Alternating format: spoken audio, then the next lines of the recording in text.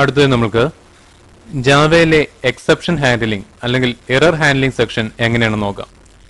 സാധാരണയായി ഒരു പ്രോഗ്രാം ലാംഗ്വേജിൽ രണ്ട് രീതിയിലുള്ള എററാണ് ഉണ്ടാകുന്നത്. അതായത് കമ്പൈൽ ടൈം എററും അതേപോലെ തന്നെ റൺ ടൈം എററും. കമ്പൈൽ ടൈം എറർ എന്നാൽ ഒരു പ്രോഗ്രാം നമ്മൾ ടൈപ്പ് ചെയ്യുമ്പോൾ തന്നെ അതിൽ സിൻഡെക്സിൽ വരുത്തുന്ന എററാണ് കമ്പൈൽ ടൈം എറർ. ഉദാഹരണമായി നമ്മൾ നേരത്തെ ചെയ്ത ഒരു പ്രോഗ്രാമിൽ സെമി കോളനോ അല്ലെങ്കിൽ കേസ് സെൻസിറ്റീവ് ആയുള്ള ലെറ്റർ മാറ്റി ടൈപ്പ് ചെയ്തു കഴിഞ്ഞാൽ അതിനെ കമ്പൈൽ ടൈം എറർ എന്ന് പറയാം. കാരണം ജാവ സി അല്ലെങ്കിൽ ജാവ കമ്പൈലർ ഉപയോഗിച്ച് ആ പ്രോഗ്രാമിനെ കമ്പൈൽ ചെയ്യുമ്പോൾ തന്നെ ആ എറർ അല്ലെങ്കിൽ സിൻഡെക്സ് എറർ അവിടെ ഡിസ്പ്ലേ ചെയ്യുന്നതാണ്. പിന്നീട് നമ്മൾക്ക് അതിനെ മാറ്റുവാനും സാധിക്കുന്നതാണ്. എന്നാൽ ഒരു പ്രോഗ്രാമിൽ കമ്പൈൽ ടൈം എറർ ഇല്ലെങ്കിൽ അതിൽ റൺ ടൈമിൽ എറർ വരാൻ സാധ്യതയുള്ളതാണ്. ഉദാഹരണമായി ഒരു നമ്പറിനെ 0 കൊണ്ട് റൺ ടൈമിൽ ഡിവൈഡ് ചെയ്യാൻ നോക്കുന്നു. ഇത് ഒരു റൺ ടൈം എറർ ആണ്. അതേപോലെ തന്നെ അറേ സൈസിൽ കൂടുതൽ എലമെന്റ് നമ്മൾ അറേയിലേക്ക് സ്റ്റോർ ചെയ്യുകയാണെങ്കിൽ അത് റൺ ടൈം എറർ ആണ്. ഇതേ രീതിയിലുള്ള റൺ ടൈം എററിനെ ജാവയിൽ എങ്ങനെയാണ് പരിഹാരമുണ്ടാകുന്നത് എന്ന് നോക്കാം.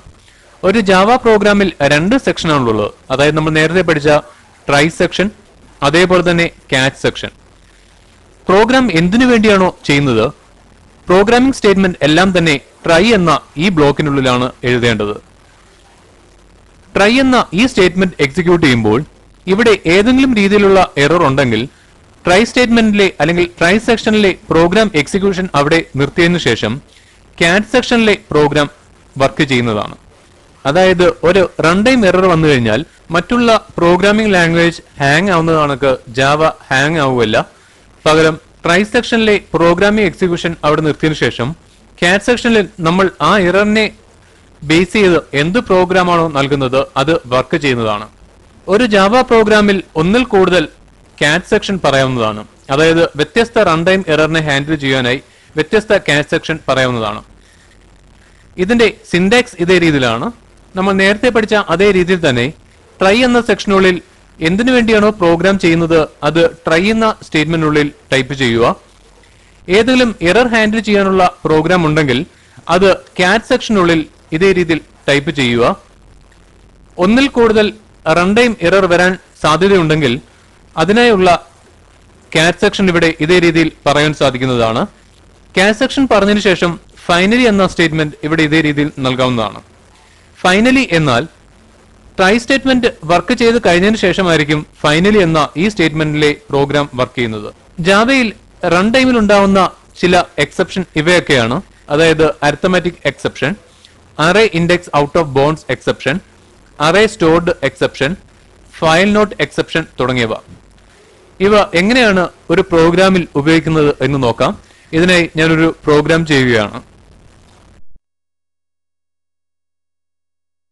ഇവിടെ പ്രോഗ്രാം ഇതേ രീതിയിൽ ഞാൻ ടൈപ്പ് ചെയ്തിരിക്കുകയാണ്.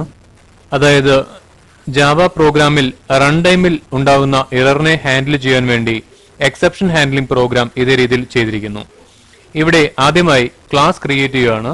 ക്ലാസ് നെയിം ഇവിടെ എറർ 1 എന്ന് നൽകിയിരിക്കുന്നു. അതിനുശേഷം ഇവിടെ ക്ലാസ് നെയിം എറർ 1 എന്ന് നൽകിയിരിക്കുന്നു. ശ്രദ്ധിക്കുക, എറർ 1 എന്ന ക്ലാസ്സിനുള്ളിൽ ഞാൻ ഇവിടെ ഒരു അറേ ഡിക്ലെയർ ചെയ്തിരിക്കുകയാണ്. അതായത് അറേ എ ആയിട്ട് ഡിക്ലെയർ ചെയ്യുന്നു. ഇതിനുള്ളിലേക്ക് രണ്ട് മെമ്പേഴ്സ് അറേ എലമെന്റ്സിനെ ഇനിഷ്യലൈസ് ചെയ്യുന്നു. അതായത് 5ഉം 10ഉം. ശ്രദ്ധിക്കുക, ഇവിടെ A0 എന്ന അറേ എലമെന്റിലേക്ക് അല്ലെങ്കിൽ പൊസിഷനിലേക്ക് 5 എന്ന അറേ എലമെന്റും A1 എന്ന പൊസിഷനിലേക്ക് 10 എന്ന എലമെന്റും സ്റ്റോർ ചെയ്യുന്നതാണ്. ശ്രദ്ധിക്കുക, അടുത്ത B എന്ന മെമ്മറി വേരിയബിൾ ഡിക്ലെയർ ചെയ്യുന്നു. ഇതിലേക്ക് 5 എന്ന വാല്യൂ സ്റ്റോർ ചെയ്യുന്നു. ഇനി ട്രൈ എന്ന സ്റ്റേറ്റ്മെന്റിനുള്ളിൽ അറേ എലമെന്റ്സിനെ ഡിവൈഡ് ചെയ്യാനുള്ള പ്രോഗ്രാം ഞാൻ ഇതേ രീതിയിൽ ചെയ്യുകയാണ്. ശ്രദ്ധിക്കുക, അവിടെ x എന്ന വേരിയബിൾ ഇവിടെ ഡിക്ലെയർ ചെയ്തതിനു ശേഷം A2 divide by B minus A1 എന്ന് നൽകിയിരിക്കുന്നു. ഇവിടെ റൺ ടൈമിൽ എറർ ജനറേറ്റ് ചെയ്യുന്നത് ഇതാണ്. A2 എന്ന അറേ പൊസിഷനിൽ എലമെന്റ് ഇല്ല എന്നതാണ്. ഇവിടെ നമ്മൾ സ്റ്റോർ ചെയ്യുന്ന എലമെന്റ് 5 എന്ന എലമെന്റ് A0യിലേക്കും 10 എന്ന എലമെന്റ് A1ലേക്കുമാണല്ലോ സ്റ്റോർ ചെയ്യുന്നത്. അതായത് A2 എന്ന പൊസിഷനിൽ എലമെന്റ് ഇല്ല. അപ്പോൾ ഇവിടെ നമ്മൾ a(2) എന്ന് ഉപയോഗിച്ചു കഴിഞ്ഞാൽ കമ്പൈൽ ടൈമിൽ ഇവ എറർ ഡിസ്പ്ലേ ചെയ്യുന്നതല്ല, എന്നാൽ റൺ ടൈമിൽ a(2) എന്ന് നമ്മൾ ഉപയോഗിക്കുന്നതിനാൽ ഇവിടെ എറർ ജനറേറ്റ് ചെയ്യുന്നതാണ്. ഇവിടെ a(2) എന്നാൽ എലമെന്റ് ഇല്ല, b മൈനസ് a(1), അതായത് b എന്നാൽ 5, a(1) എന്നാൽ 5. അപ്പോൾ 5 മൈനസ് 5 എന്നത് 0 ആണ്. ഇവിടെ എറർ വരാൻ സാധ്യതയുള്ളത് ഒന്ന് array out of bound exception, രണ്ടാമത്തേത് അരിത്തമാറ്റിക് എക്സെപ്ഷൻ, അതായത് ഡിവിഷൻ ബൈ 0 എറർ. ഇവിടെ ക്യാച്ച് സെക്ഷനിൽ റൺ ടൈമിൽ ഈ പ്രോഗ്രാമിൽ വരാൻ സാധ്യതയുള്ള എററിന്റെ കീവേഡ് ഇതേ രീതിയിൽ നൽകിയിരിക്കുന്നു. ഒന്നാമതായി അരിത്തമാറ്റിക് എക്സെപ്ഷൻ.